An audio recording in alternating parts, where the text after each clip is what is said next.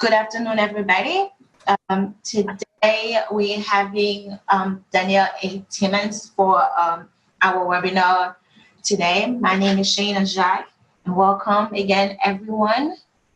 We're going to start in 2 minutes. Hi, Danielle.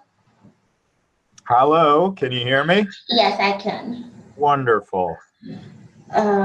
Just an overview of today webinar. The title is our 10 to the top 10 mistake in will. Again, Danielle's going to do a wonderful presentation for us. He's an attorney at law and certified financial planner. Just a quick overview of a PSS, like we always do at the beginning of our presentation. PSS is a nonprofit agency founded in 1962. It is an innovative multi-services and nonprofit agency who has formation to strengthen the capacity of all the New Yorkers, their family, and the community to thrive. Right? PSS Circle of Care is a program provide professional support at no cost, unpaid caregiver for a family member for a friend who is currently ill, frail, or has a memory loss.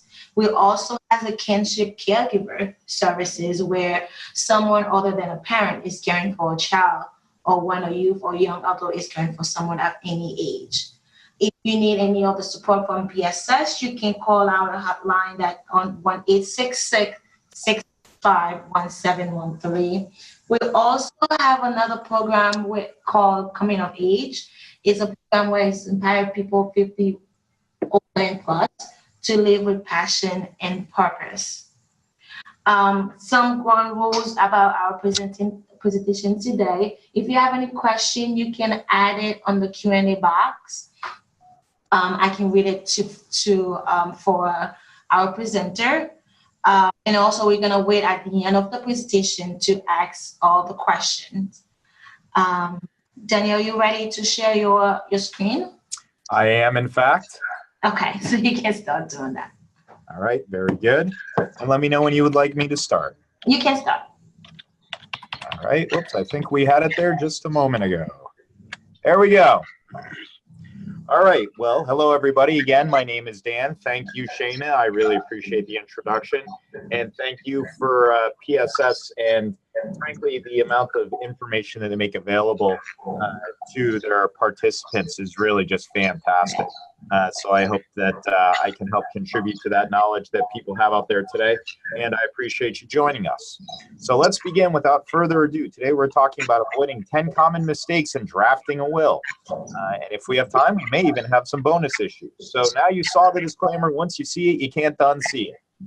Now here's some interesting facts about a will I'm just going to give you just for a little bit of backup. Before you go, I'm so sorry. I can't see your screen. You cannot see my screen. No. Oh, let's see. Can you see it now? No, did you click on share? Well, let's find that out too. Glad you told me. There you go. All right, let's share. I think it's this one. No, wait. It's gonna be this one. Yeah, I can. Hold on. Let's make sure we have the right one. We'll start again. Slideshow. We'll start from current slide. Do you have the big one or the small one? You're on slide 3 now, if you want to go back. I'm on slide. You can see slide 3. Just curiously, is it the full screen or is it the split screen? The split screen. Okay. Let's swap. How does that look? Yes, the whole screen now. All right, beautiful. Let's start from scratch. Hi, my name is Dan. Thank you, PSS. Thank you, Shayna. Avoiding 10 common mistakes in drafting a will. So let's start going. Okay, now you saw the disclaimer. Now you can't unsee it. Okay, facts about a will. A will is in public until you die and someone drops it off at the court. In New York, that court is called the Surrogates Court. New Jersey, it's Superior Court, et cetera, et cetera. Different courts, but the idea is the same. If there is a will, it's not public until it's given to the court, at which point the court makes it public. The court wants originals. They want signed and witnessed wills. Photocopies need to be proven to be valid, and as you'll see, they need to be signed by both you and the witnesses.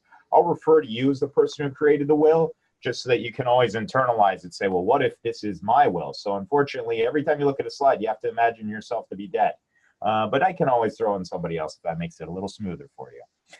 If a valid party cannot be found, the judge will appoint someone who's known as a guardian ad litem. They're basically someone who stands in your place. So, you know, if your mother passes away and you're shipwrecked on an island in the Pacific, well, first of all, good for you, I suppose, but more importantly, the court will appoint an attorney who will represent you in your absence since they can't find you.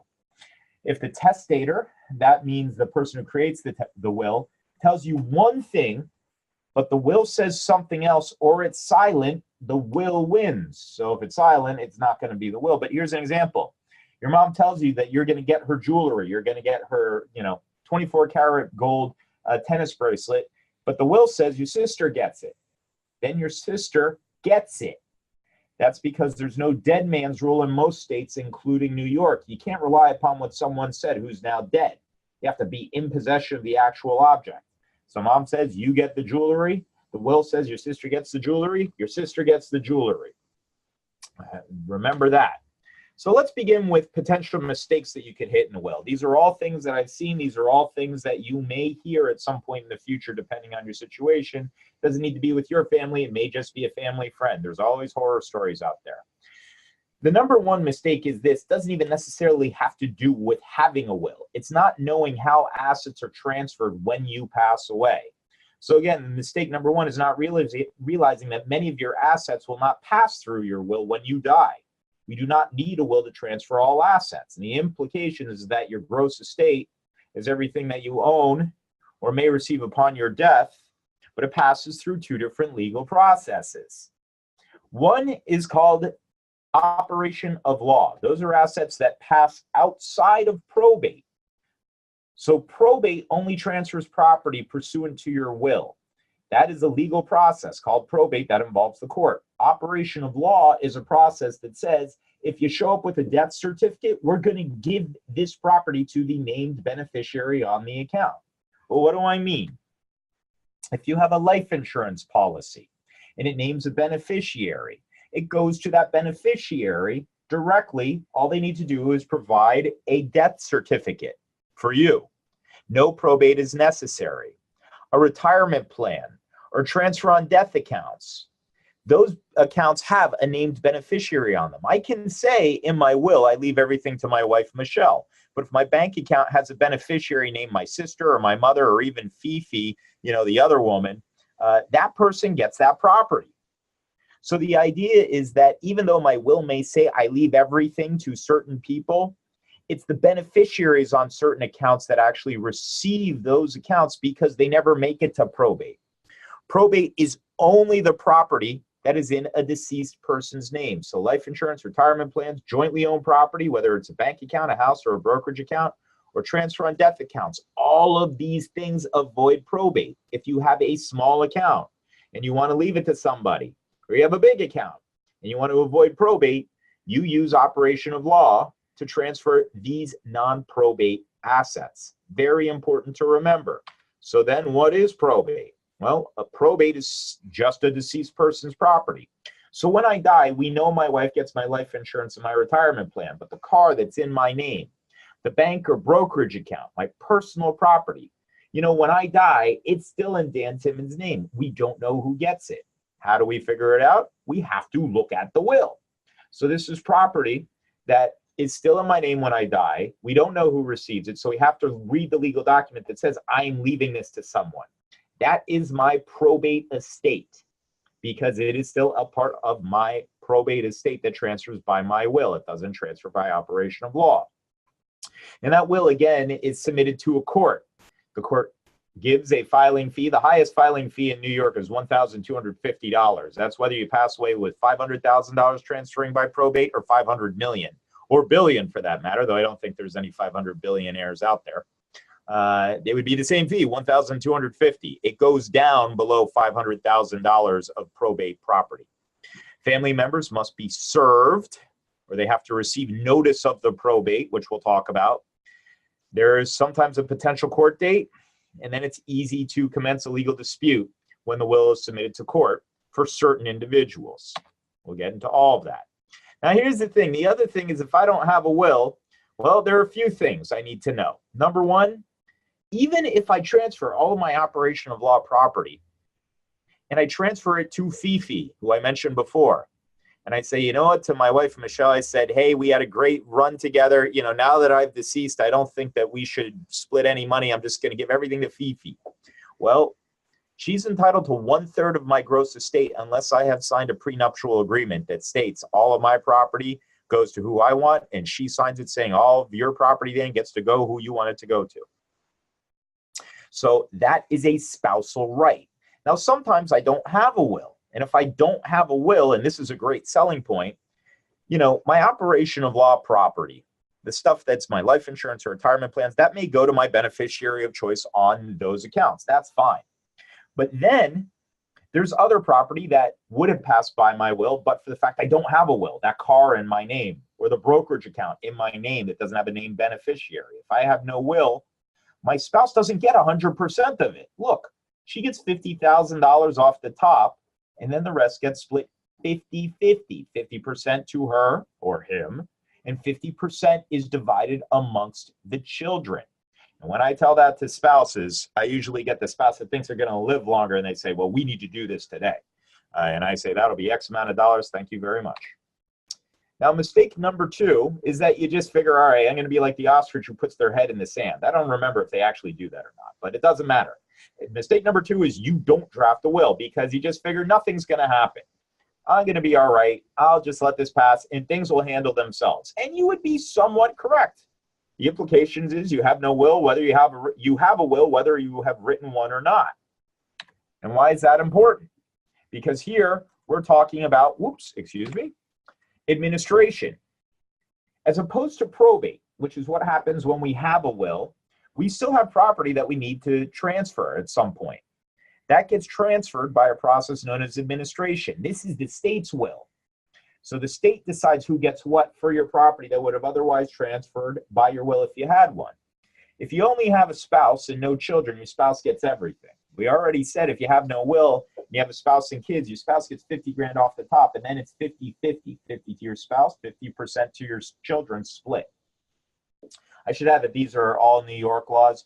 Other states have similar laws, but most of the things we're talking about today are New York based. And remember, a state law is New York law. Most of the laws that you live under are state laws. They're not federal laws. Bankruptcy, that's federal law, but a state law is state-based. Your traffic ticket or your divorce, state-based. Most of the laws we live under are state-based. So this is primarily New York stuff we're talking today. If you only have children and your spouse is either predeceased or you never had a spouse or you got divorced, then your children split this property if you have no will equally. And if a child has passed away, their children receives that child's share. So if I have 3 kids, but one tragically predeceased me, then that children's 2 children, my grandchildren, split that child's share, that 1/3. If I only have parents, so let's say I have no spouse or children or grandchildren when I pass away, it's split equally among my living parents. Well, if they've predeceased, and they most likely have, then it goes to my siblings. Or if I have no siblings, then it goes to their children, my nieces and nephews. Or again, if one sibling's alive and one is deceased, the one who's alive gets half. The one who's deceased, that half goes to their 3 kids or 4 kids or 7 kids, split equally. After that, they say, all right, well, how about I skipped one here. It's your grandparents. My bad. Goes to your grandparents after that. And then after, they're probably dead too. So then it goes to your aunts and uncles. And in their absence, your cousins. And if you have no will, and if you have no spouse, children, parents, siblings, grandparents, aunts or uncles, and you have no nieces or nephews or first cousins, the money goes to the state of New York. And I give 2 exclamation points because now you've been placed on notice. You better remember that. If you have very few family members and they may predecease you, you have to keep in mind that you may need a will just so that the state of New York doesn't get it. Now, those denied when you have no will are life partners. As you'll see, life partners entitled to nothing. Friends get nothing when there's no will. A spouse's family. So let's say my wife's parents who are very good to me, or their other siblings or grandkids take care of me. They're entitled to nothing unless I have a will. Those relatives not in the list of priorities. So if I say leaving everything to my 2 kids, my brother, as you'll see, is all the way down here. My kids are up here. He receives nothing. Even if I meant to leave him something, I didn't put it in a will, he doesn't get anything. Organizations and institutions, business partners entitled to nothing. You may say, well, why would I want to give it to him? I didn't say you did, but you may have wanted to. That may have been part of the deal. And lastly, specific gifts to specific people. A will says, I want to leave my Rolex watch to my nephew. But if I don't place that in my will, my wife will get it because she's the next in line. All right. Mistake number 3, not planning for non-traditional families. Now I got news for you. I don't know too many traditional families out there anymore. There's so much divorce, so many second marriages. Same-sex couples are now considered traditional. That makes it a little easier, but there you go. Things have changed over time. Not planning for non-traditional or unmarried couples can be a problem because without proper planning, some loved ones may be left out of the probate estate. So getting back to unmarried couples, a life partner is never legally entitled to any money from your estate. You have to have a will or you don't leave anything to them. And if you don't have a will, they have no right to dispute your estate. They have no legal standing because they're not related to you. There's no such thing as common law marriage in New York. I could be cohabitating with my best friend, who happens to also be my girlfriend, for 70 years. And as long as I'm not married, I have no estate rights. And when I die, she has none either. No common law marriage in New York. You're not ever considered to be married unless you're actually married in some type of ceremony that the state will behold. No gift or estate tax exemptions are allowed on transfers. There's some benefit when I pass away or while I'm alive to give money to my spouse. However, unmarried couples do not have these benefits. And like I said before, life partners have no right to contest estates. And here's a note, if you're a stepchild or have just stepchildren have no estate rights. So here's the hypothetical. My father died when I was young. My mother got remarried to Bill. Bill's been my family, and we're more or less considered to be son and father.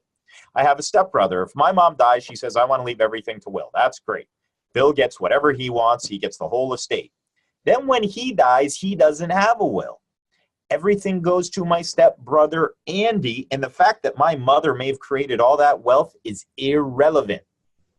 I have no legal standing to dispute Bill's estate. I am not his child. I'm his stepchild, and I was never adopted. So there you go. If you're a stepchild or you have stepchildren, you may want to put that one in the back of your hat just to remember. Mistake number 4 is leaving no family information. So in other words, when you pass away, your executor of your will needs to find your closest blood relatives.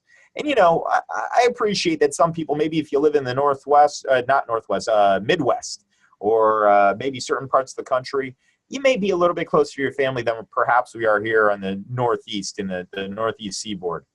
But, you know, it's plenty common for people to not know who their friends' family members are. So maybe here in New York City, for example, I may have a few people that I consider to be my closest buddies who are not my family, but I want them to be in charge of my estate because I'm the one who's in touch with them the most. I don't talk to my family so much. Well, here they don't know who to contact. Your will can't be probated until your next of kin have been placed on notice, meaning that no distributions are made. Now, what does that mean? It means I have to notify someone's blood relatives when they pass away, whether I leave them something or not. So here's an example.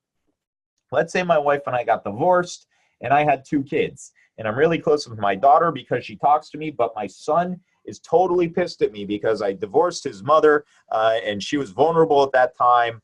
And then I die and I say, you know what, my son has been no good to me either. I didn't like his mother and now I don't like him. I'm leaving everything to my daughter in my will. But here's the problem. My son also has to get a copy of that will. Yes, it doesn't matter that I don't want to leave him anything. He actually has to see that that will says, you know, Timmy, you get nothing. Wouldn't that be cruel, naming my kid Timmy? My last name's Timins, Timmy Timins. Timmy, you get nothing. And that's why, by the way, attorneys do not do a reading of the will when you pass away. Because can you imagine, an attorney like me having to tell like a 220-pound weightlifter, hey, your dad cut you out of the will? Forget it. I'd be mincemeat. So that's why we don't do that. But the idea here, again, getting back to the point, is that you have to place all blood relatives on notice when you pass away, or else the will is not valid. And if I don't know where those relatives are, it becomes a pain in the neck. If I'm someone's executor, I don't necessarily know who their cousins are if they have a small family. How am I going to find them? So if they can't be found, there are a few problems. Number one, the court will appoint a court-appointed attorney to handle their affairs until they're found. And in the meantime, we're spending money looking for them, creating family trees, trying to have a genealogist weigh in on things. It can be expensive. You can avoid all of those things by making sure you include a list of your family members, not just in your will, but you include a list outside of the will of their addresses and phone numbers. And in fact, in my wills, I will always say, this is my family tree. I am married. I have no kids. My mother's alive. My father is deceased. I have one sister. I have two nieces and one nephew. There you go. That way, and I name them all. So that way, it leaves my executor with the ability to identify people. Even if my wife passes away, my mother passes away, my sister passes away, my nieces and nephews will still be alive. He'll know who to place on notice, and then I end up giving everything to, I don't know. I won't say Fifi. Probably not appropriate anymore. So the parties who must be found are the parties in your family tree, which is the next slide. All people who are named as executors and alternate executors in your will. So here's an example. Here I live in New York City. I might not be that close with my family. Well, now we know we have to place them on notice anyway. And we have to get them to agree to the fact that they're getting cut out of my will. They may not like that. They may dispute it, but whatever. I still have to find them. The other thing is then I have to find everyone named as executor. So here I'm in New York and I name one person executor, and that's probably going to be the person I named. Let's say I'm married and I name my best friend Rob. But then I also have a friend Nina, and Nina lives in Chicago. And I like Nina. I just don't see her so much because she's in Chicago. But I say, well, if Rob is not available, I'll name Nina. And then if not Nina, I'll name Sam. And Sam lives in Colorado. So I have a list of 5 different people. So you think I'm all set. But the problem is when I die, each of those 5 people who I named as executor or future executor, if one isn't available, all have to be placed on notice. You say, whoa, I never heard that before. It doesn't matter. You didn't hear it before. Now you heard it. All named beneficiaries in the will have to be placed on notice. And again, if they cannot be found, especially parties in the family tree or beneficiaries, the court will appoint a court-appointed attorney who we call the guardian ad litem. Sometimes I also like to call them the judge's golf buddy or campaign contributor. But, you and I will just keep that between ourselves and not tell any judge that I know. Okay. Now, again, they have to be found either by mail or served in person. There's slight differences about how each of these different 3 parties are served or put on notice. I'm not going to get into that. Just know that there are different means that need to take place depending on the person. Now we're talking about who your next of kin is, and it varies depending on your family members. So if you have a spouse, your spouse needs to be placed on notice. Well, they probably know you passed away unless the 2 of you are still married. But you don't really, if you haven't lived with each other for 20 years, they're still your spouse. It doesn't matter. You should have divorced him or her if you thought it was worth getting them out of the picture. If you have a spouse and children, your spouse and children get placed on notice. If your spouse is predeceased or you have no spouse, it goes to your children.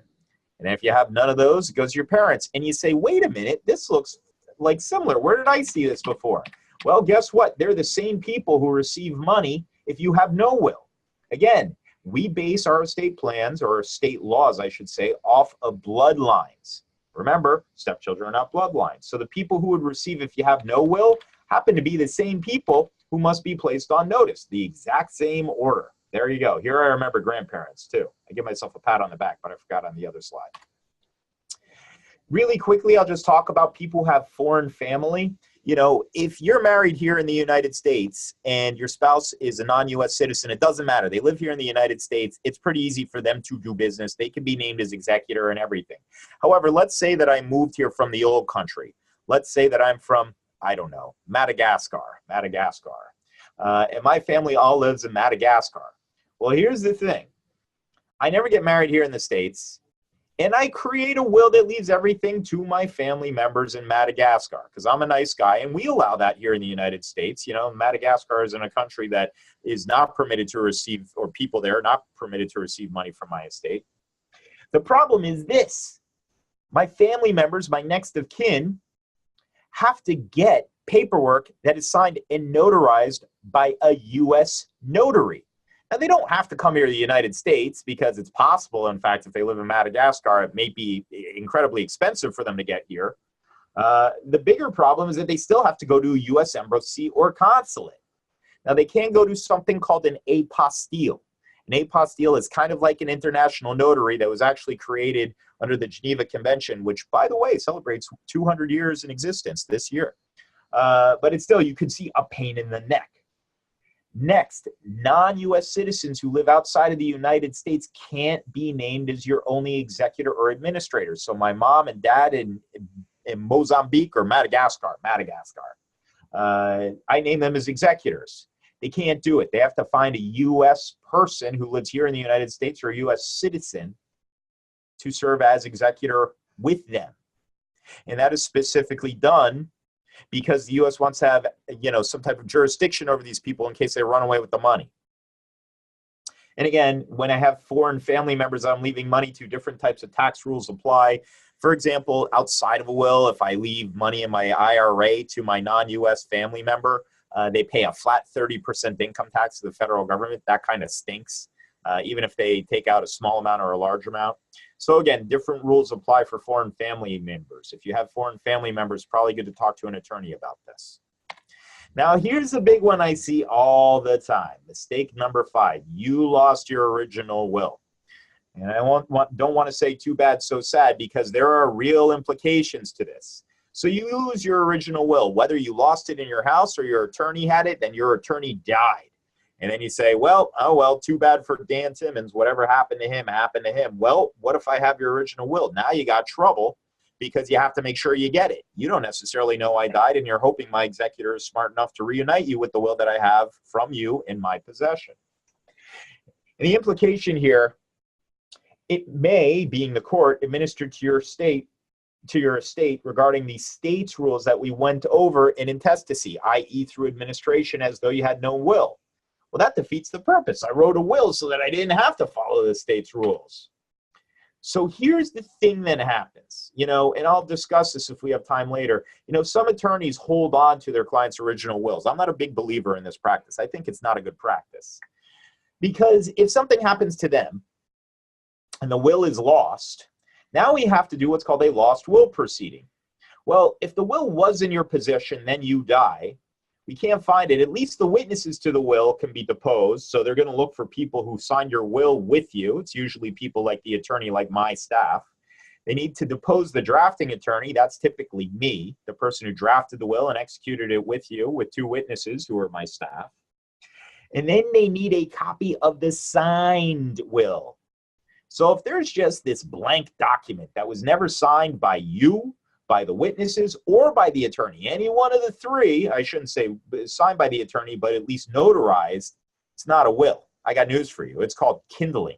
And you're lucky because, you know what, at least you have kindling out of this. An unsigned draft of a will does absolutely nothing. It's nothing. It's nothing more than something that's waiting to be lit in the fireplace. Now, the problem is this. What if I left the will with my attorney and now my attorney's dead? Guess what? You're missing the drafting attorney who needs to be deposed. So you're missing the will and the drafting attorney. So don't be in a big rush to give your original will to your attorney. If your attorney says, hey, by the way, I want to hold on to your original will, say, dude, you're kind of old. I don't think that's a good idea. You're probably going to kick the bucket before me. Let me hold on to my will.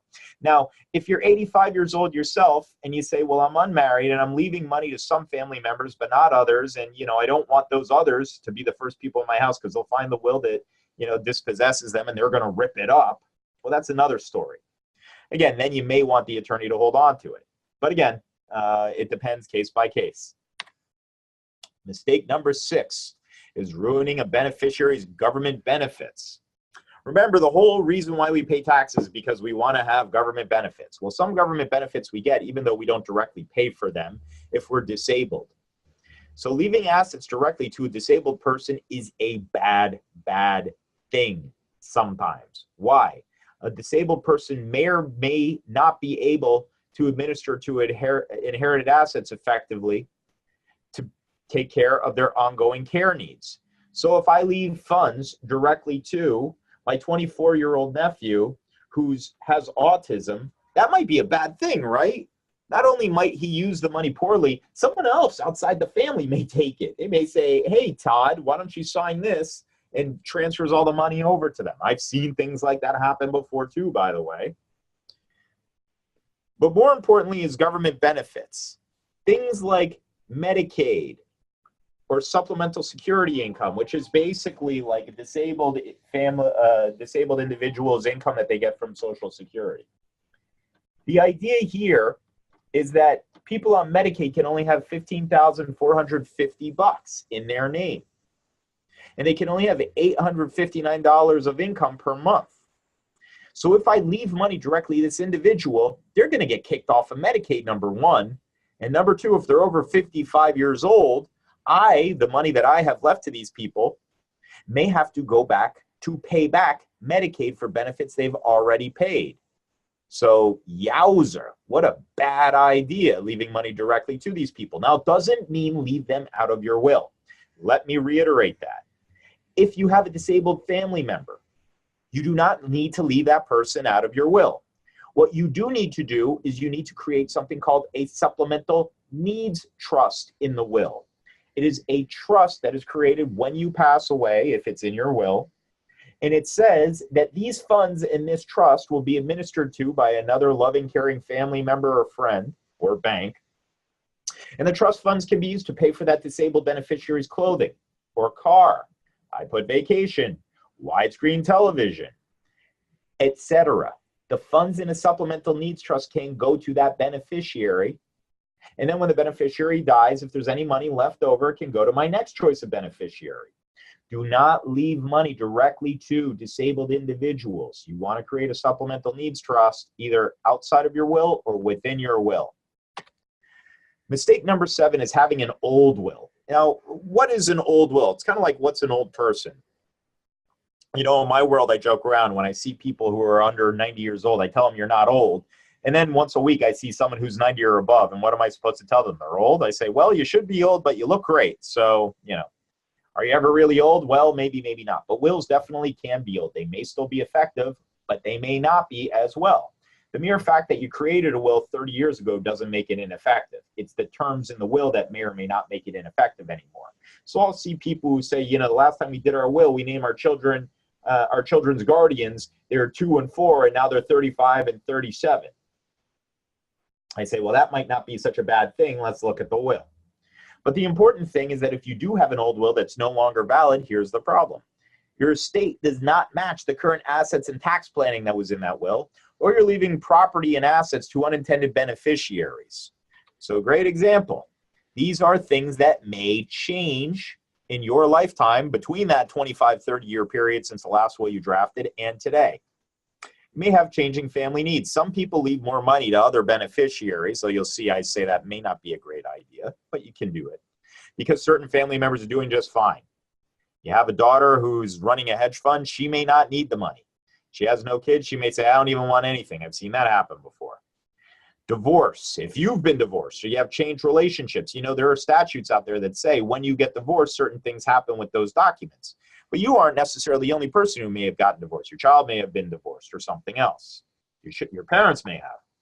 A beneficiary may predecease. Now, any good will states that if this beneficiary passes away, then that person receives their property.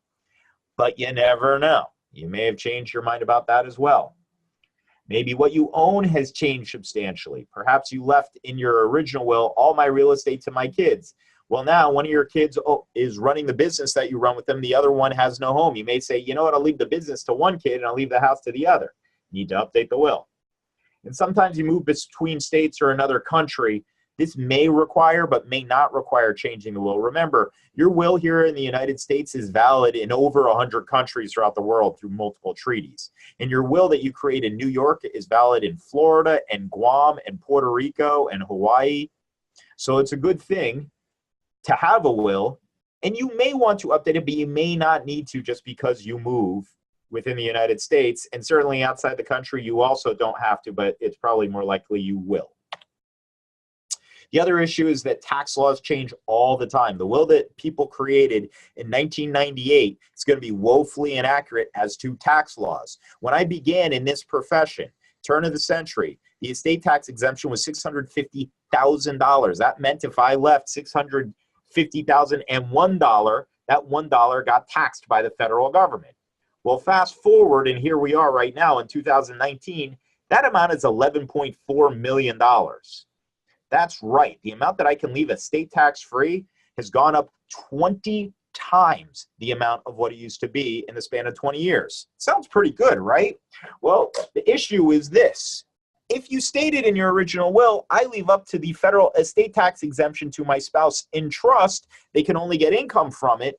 Well, now your spouse has all the money that you earned in this trust. They can't get access to any of the principal. Now, that's only if you have less than $11.4 million. By the way, if you have more than $11.4 million, why don't you give me a call later today? We'll go out for lunch sometime. But for everybody else, that's the issue that takes place there. So you want to update your will just based on estate tax laws. I never know what an estate or federal tax law, I should say state or federal tax law, is going to look like in another 5-10 years. Heck, I don't even know in another 2 years. I know some estate tax laws, but Congress can always change just about anything. And as we see nowadays, they do whatever they kind of want to do, whether other branches of government are involved with them or not. Mistake number 8 is leaving unequal bequests. This is what I mean. I favor one child or one sibling or something else or friends as to somebody else. So someone feels like they're getting shortchanged. Now, the will may be contested when this happens. I'm not saying that if you have a favorite kid, don't leave them more. Or if you have a kid who's disabled, don't leave them more. Feel free to do that. I find that many people don't do that. They try to go for equal distributions, but that doesn't always work. You know, it's just not what you want. So the problem here is that when you leave unequal, bequests, again, just like my son who I left nothing to, let's say leave him $1. I have people come to me and say, I heard if I leave my son $1, he'll leave me alone, and that's great. And I say, who told you that? Bozo the clown when he went to Chuck E. Cheese? That's not correct. The truth is this. Anybody who's not receiving their equal share, if there was no will, so if I have 2 kids, my son is entitled to 50%. If I have no spouse, he's allowed to contest that. So leaving him $1 does nothing. Leaving him $10 does nothing. He's going to fight it. This will delay the ultimate distributions, and it means someone like me, an estate attorney, is going to receive some of the money because the fees are going to erode estate value. And believe me, big estates or big estate contests lead to big attorney fees. This does ultimately lead to a family divorce. So if I do favor one child over another, just remember, sometimes, my issues and my love for those people may affect their relationship amongst one another. And last but not least, you can create what's called a no contest clause. This is kind of the safe gap that says, also in terrorem clause, that if I leave this money to you and you fight it, you get nothing. So as opposed to saying, I'm going to leave my son nothing, I say, you know what, Timins, I'm going to leave you $50,000. Now your sister may be getting $500,000, but I'm going to leave you enough that if you decide to fight it and you lose, you get nothing and it's going to hurt. So if I leave him $1, he has no reason to not want to fight. But if I leave him $50,000, no, it doesn't look so bad for him to say, you know what, I'll just roll over. Okay, I won't fight this and I'll take the $50,000. And I've had no contest clauses that have actually worked. And the less favored individual says, you know what, I'll take the money. It's better sometimes just to, you lost the war, enjoy the peace type thing. All right. Mistake number 9. You have problems regarding leaving money to minors. We already spoke about what happens when you leave money to disabled individuals. The law looks the same at severely disabled individuals and people who are minors. Minor children cannot care for themselves and they cannot own property alone. So that's a problem. Minors who are beneficiaries. Here's a great example. I had a father that left everything to his daughter. He passed away. He died in a bike accident. and his estate was worth $2 million. He was divorced. His only beneficiary was his daughter. She was 13. Now, if something occurs to be weird to you, if you say, man, if I was 13, I wonder what I would do with $2 million. And then you realize, oh my God, I would have done something terrible. That's what the law says too. So if you're thinking that, you're thinking the right thing, all right? Because that's what everybody knows, at least anyone who has a head on their shoulders. Maybe not a 13-year-old. But here with hindsight, we can always say, hey, hindsight's 50-50 foresight or something like that. We can always say, okay, guess what? This seems wrong.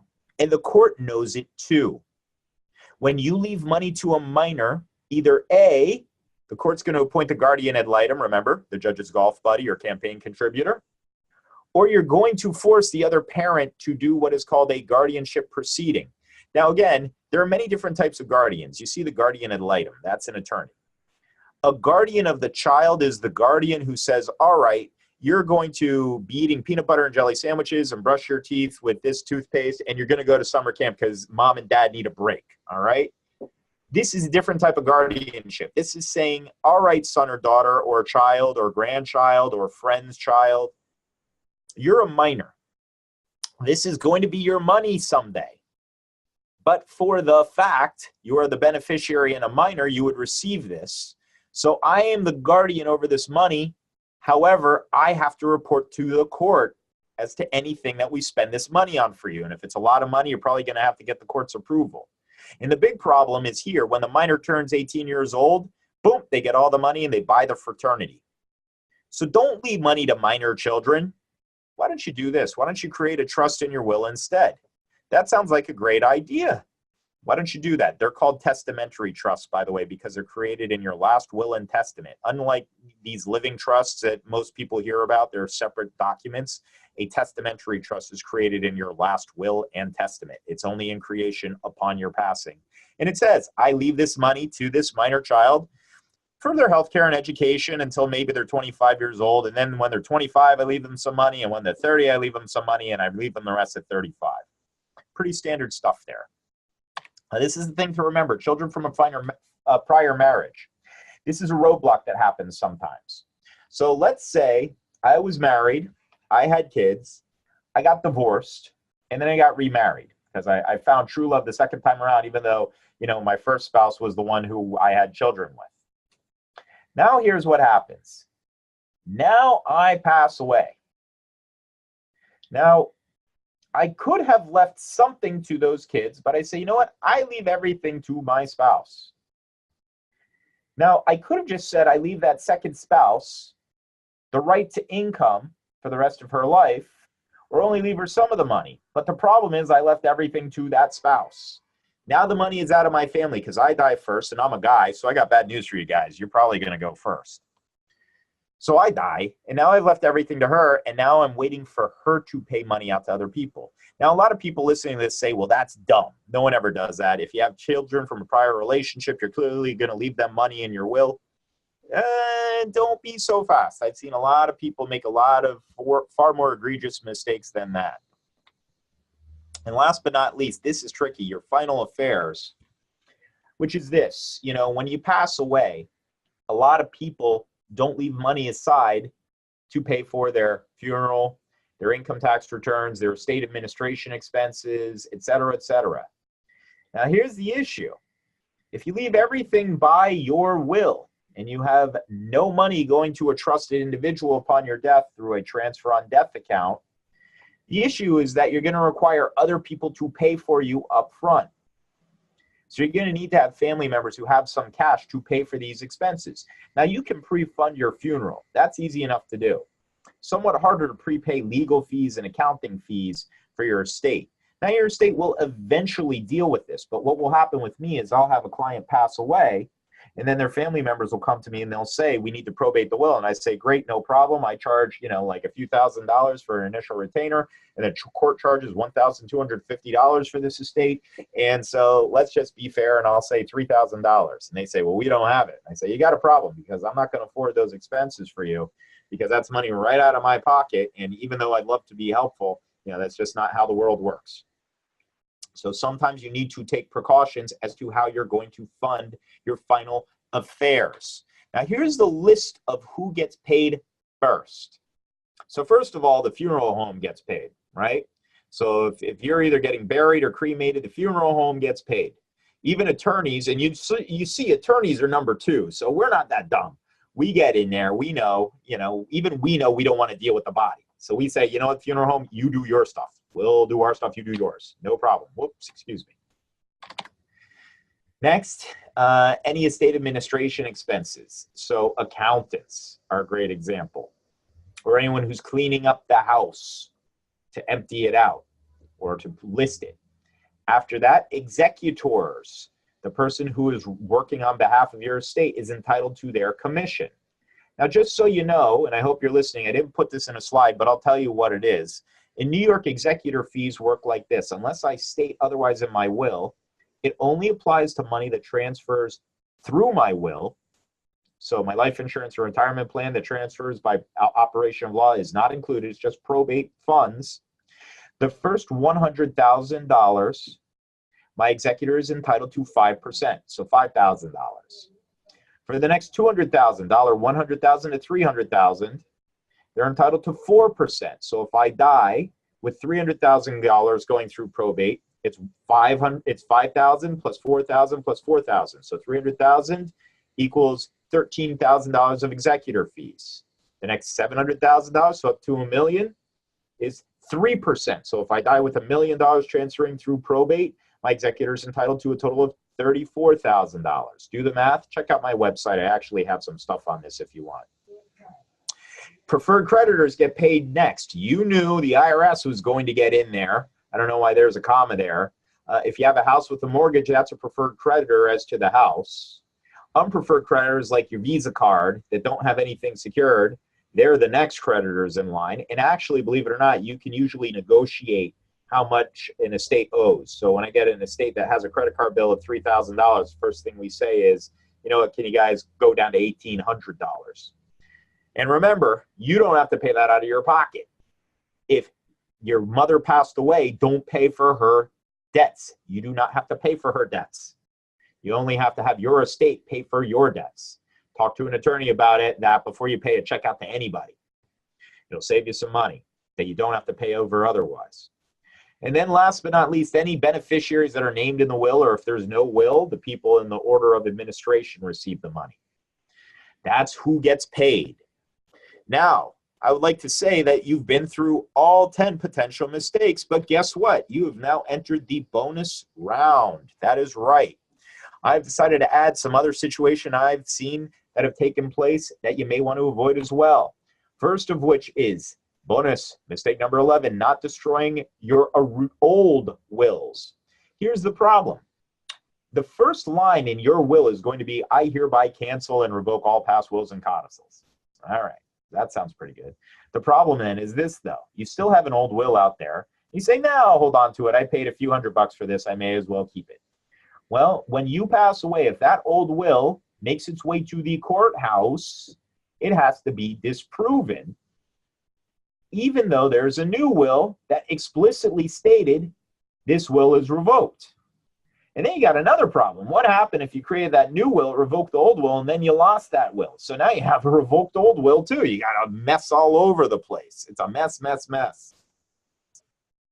So remember to destroy your old wills after you have a new one signed and witnessed and notarized.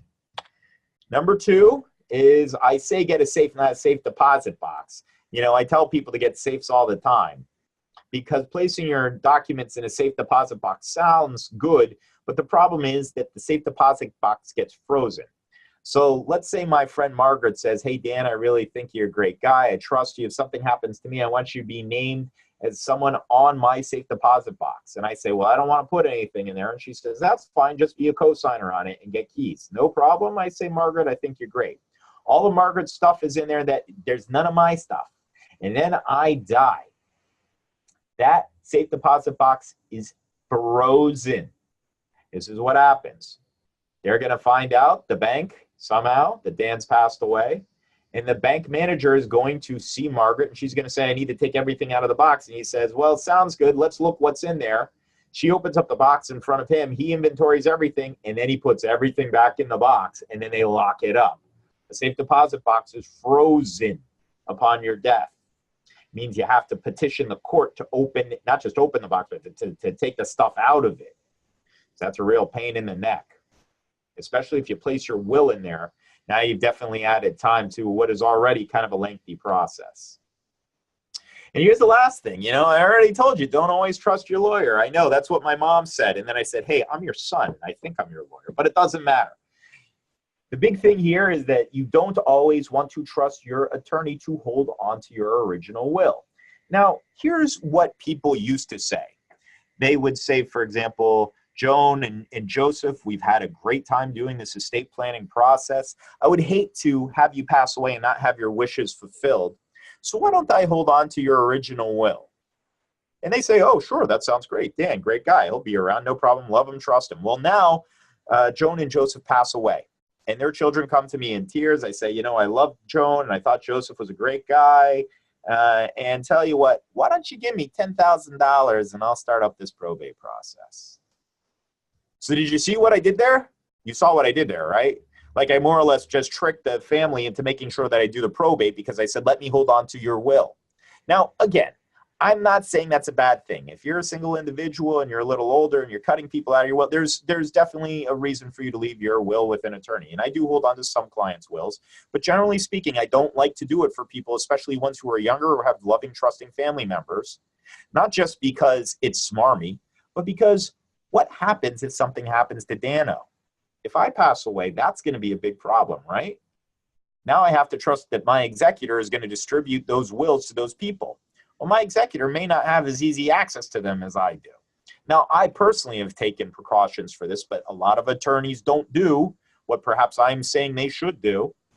What if I retire? Or worse, what if I keep it in my basement and then something happens with my boiler? I don't know. Do basements have boilers? I don't know. I live in an apartment building. The apartment building has a boiler. If I have a home, I have a something. Well, whatever it is, it starts to flood and your will is now ruined. Well, guess what? My bad. Sorry. Well, what if you're incapacitated? What if you're elderly at this point and can no longer execute a will? My bad doesn't come off as a very good excuse, does it? Now, I could have stated bonus mistake number 14, but I think it speaks for yourself or itself. Making your own estate plan. Now, I say good luck, but beware. You know what? If you want to do this stuff on your own, that's perfectly fine. You're not necessarily a good client for an attorney. So attorneys get pissed off that people do things on their own. What do they care? It's not a client that they should have been working with in the first place. And you know what? If a mistake is made, as you see here near the bottom, who cares? I'm going to get paid 5 times as much to fix it, if I can fix it. Some mistakes can't be fixed. So the big thing is when you make your own estate plan, these are all issues. The document content can be tricky. Otherwise, I wouldn't have a job. I draft plenty of wills. Execution of documents is often not only equally as important as the actual content, but that's where it usually gets blown. I have people who have improperly executed their documents and they are ineffective, not because the document itself is wrong, but because they didn't execute it correctly. Now, any mistakes that are made has no attorney to advocate any substantial different intent. So if there's something in the will that's ambiguous, there are no notes out there that says this is what I meant. There's no one to question as to who drafted the will. And like I said, mistakes sometimes cost 5 times as much to fix if it's possible to fix them at all. Now, that being said, if I have not dissuaded you from doing your own estate plan and creating your own will, these are the things that you should watch out for. If I had a little more time, I guess I would touch on them individually. But the important thing is that more or less you really have to let people know where the will is being held. And I think that's probably a good thing to do in the first place anyway. You know, when I work with the client, I tend to tell them what photocopies of documents they want to send other people. And I typically tell them where to keep stuff. You know, if someone is younger, I say, you know, you may want to put this in a safe or maybe even a safe deposit box, even though I tend not to be big on that. If they tend to be in certain circumstances, I may say give it to a family member, or sometimes I'll say maybe I should hold on to it. The other thing is this, you know, it really is important to realize that you do not have to leave assets directly to disabled people, that you really don't have to transfer much of your property used in your will.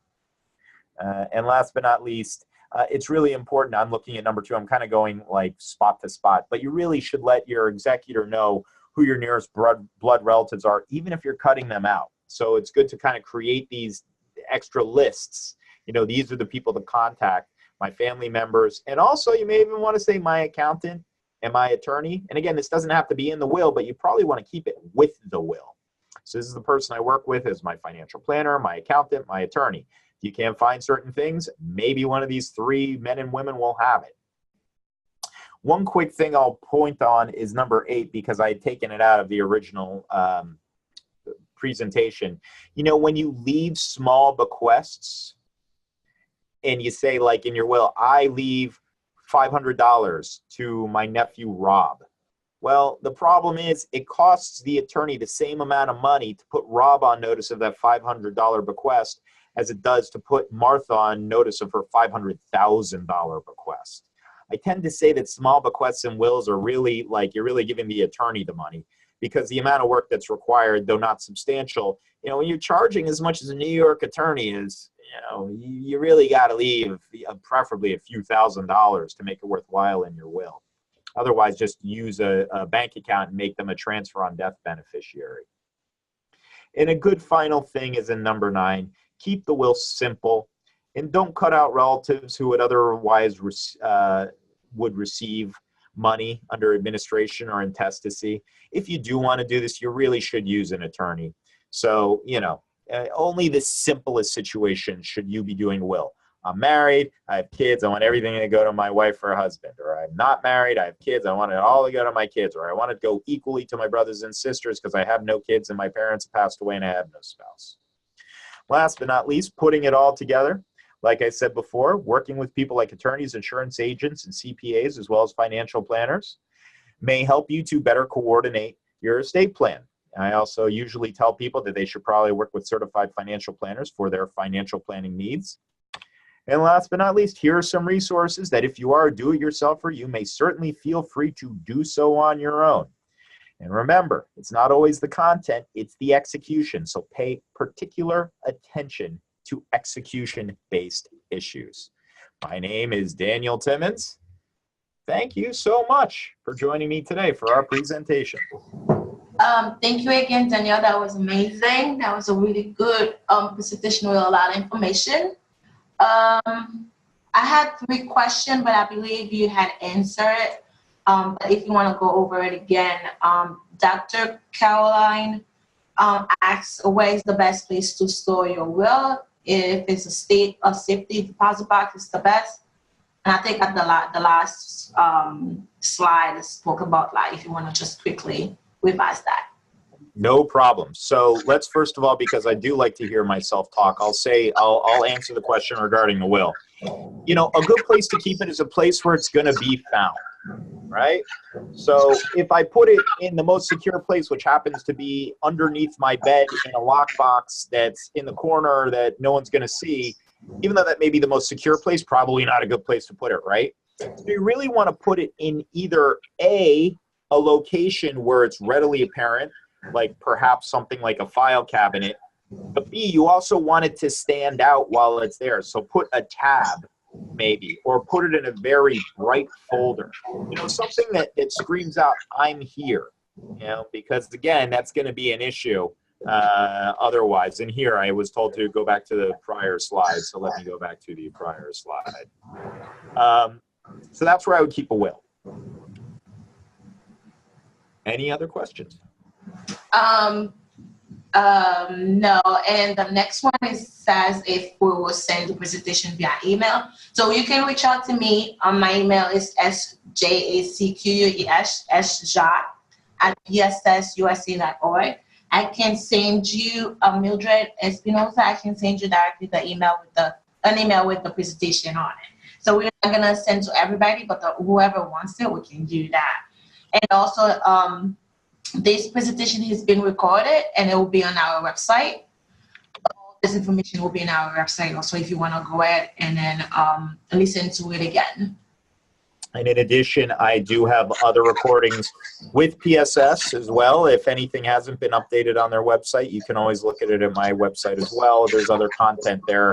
And if you have any questions, feel free to always reach out to me too. Yes. Hey, thank you, Dr. Caroline. She said it was an excellent presentation. Thank you again, Danielle. It's always a pleasure to work with you and to provide all this important information to our client. Yes, I will also send that to you, Miss Angela. Thank you again. Thank you, Shayna.